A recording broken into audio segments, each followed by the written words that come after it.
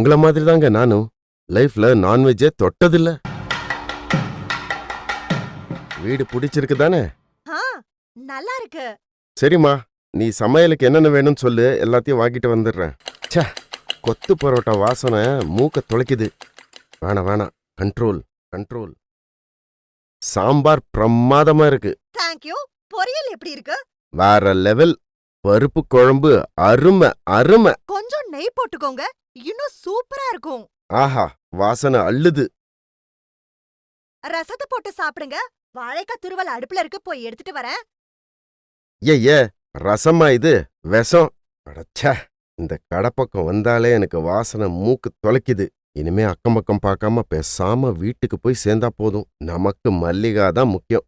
Sir சாப்பிட்டு போங்க sir. இல்லண்ணே, வேண்டாம், நான் வீட்ல சாப்பிட்டுக்கிறேன். சார் டுடே ஸ்பெஷல் வான்கோழி பிரியாணி சார். என்ன, வான்கோழி பிரியாணியா?